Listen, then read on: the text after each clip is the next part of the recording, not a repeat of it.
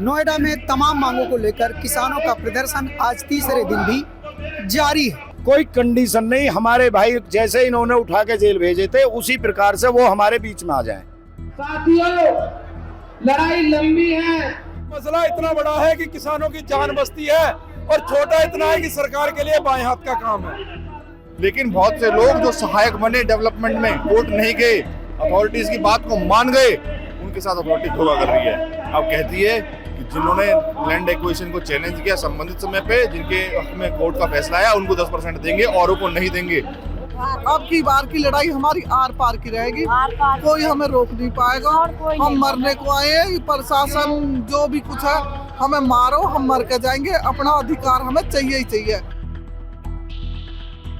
नोएडा में तमाम मांगों को लेकर किसानों का प्रदर्शन आज तीसरे दिन भी जारी है। कल यानी 3 दिसंबर को जब किसान दलित प्रेरणा स्थल में धरना दे रहे थे तो वहां से 123 किसानों को पुलिस द्वारा डिटेन कर लिया गया, जिसके बाद किसान नेता राकेश टिकैत ने ऐलान किया कि आज यानी 4 दिसंबर को नोएडा के 0 पॉइंट पर तमाम किसान संगठन महापंचायत करेंगे और आगे की रणनीति तय करेंगे। इसके लिए यहाँ पर किसान आ रहे थे, लेकिन तमाम किसान संगठनों को नोएडा में घुसने से रोक दिया गया। राकेश टिकैत को भी अलीगढ़ के टप्पल में ही रोक दिया गया। यहाँ तक कि नोएडा के 30 से ज़्यादा जगहों पर बैरिकेडिंग की गई। इसके बावजूद यहाँ पर बड़ी संख्या में किसान इकट्ठा हो गए हैं और 0 पॉइंट पर महापंचायत जारी है। हालांकि किसानों का कहना है कि जब तक हिरासत में लिए गए 123 किसानों को नहीं छोड़ा जाता, वह आगे की रणनीति तय नहीं करेंगे। इसलिए यहाँ पर प्रशासन और किसानों के बीच बातचीत भी चल रही है।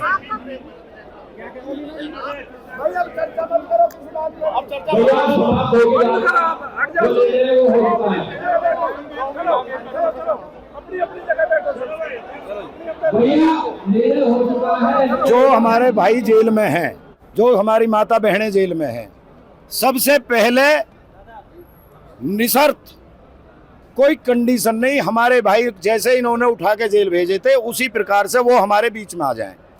आगे का हम कोई भी निर्णय अपने भाइयों के आने के बाद ही लेंगे। प्रशासन की तरफ से क्या कहा गया? प्रशासन की तरफ से भी हमें 1 घंटे का समय दिया गया है। अगर 1 घंटे में हमारे भाई हमारे बीच में नहीं आते, हम दिल्ली कूच करेंगे। टिकैत साहब किसान मसीहा जिन्हें हमारे बीच में आना था, उन्हें भी रोक दिया गया है। आप इस बात से अंदाजा लगा सकते हैं कि शासन के और प्रशासन के लिए इतना खोट है खोट। किसानों की मांग को मानते हुए नोएडा पुलिस ने देर शाम 5 बजे तक हिरासत में लिए गए 123 किसानों को रिहा कर दिया।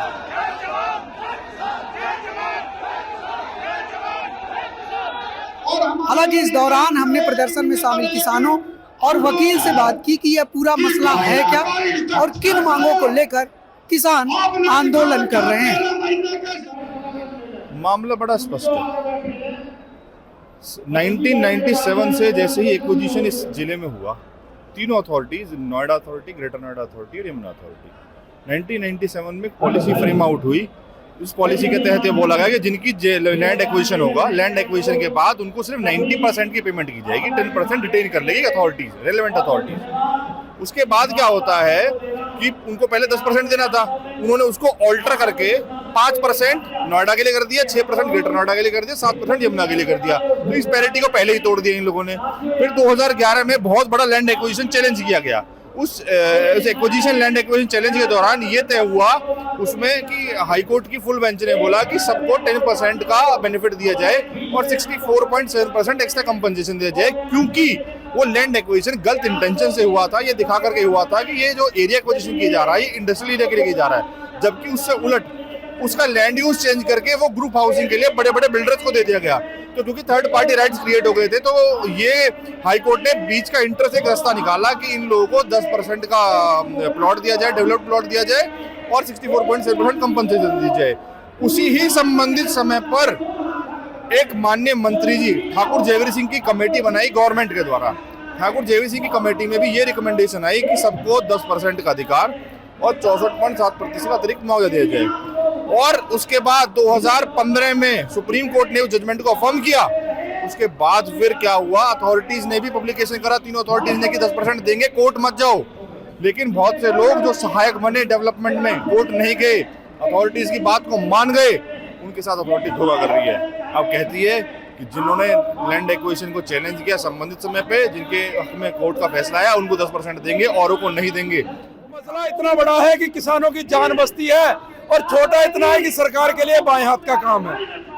आखिरकार जब इस देश में सारे कानून बनते हैं और वो लागू होते हैं, तो भूमि अधिग्रहण बिल 2013 क्यों लागू करना नहीं चाहती सरकार?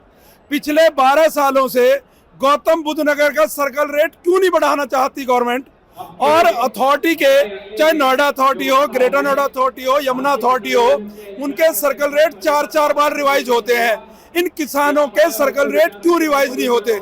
कभी सरकार के नुमाइंदे इन किसानों के बच्चों की जेब में 2 पैसे ना चले जाएं।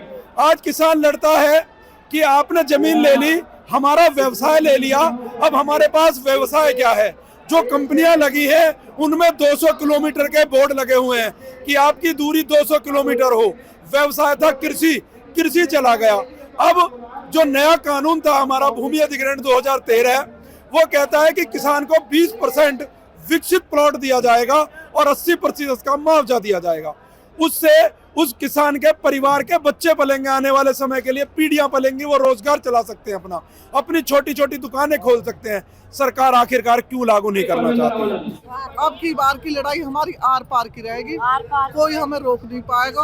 हम मरने को आए हैं, प्रशासन जो भी कुछ है हमें मारो, हम मर के जाएंगे। अपना अधिकार हमें चाहिए ही चाहिए, जो हमारा है।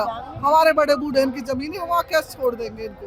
ये बताओ, क्यों छोड़ देंगे? जब इनसे जब हमने इन्हें जमीन दी, बहुत कौड़ियों के दम में इन्हें जमीन दी, फिर इन्हें कहिए कि हम जमीन के पैसे, मतलब हमें तो 10% देंगे वो देंगे। इन्होंने कोई भी पूरा नहीं करा। अपना हक लेके जाएंगे, इतने सुझाव है, इतना हमारा हक नहीं मिलेगा।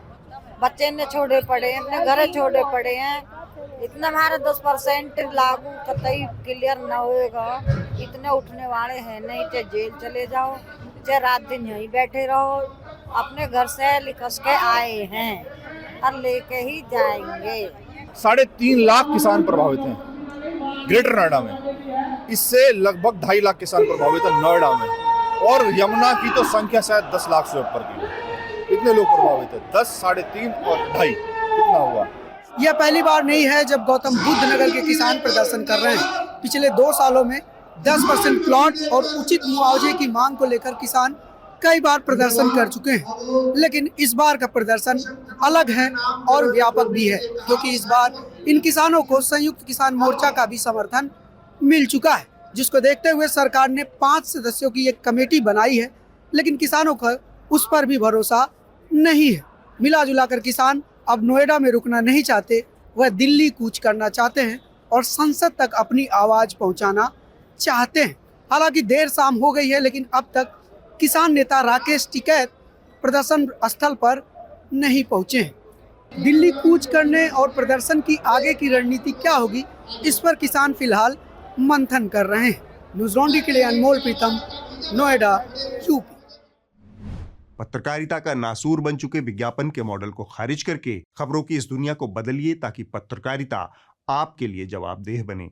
newslaundry.com/subscription पर क्लिक कीजिए और अपने मन मुताबिक पेमेंट का विकल्प चुनिए, क्योंकि हमारे सब्सक्राइबर्स का नारा है, मेरे खर्च पर आजाद हैं खबरें।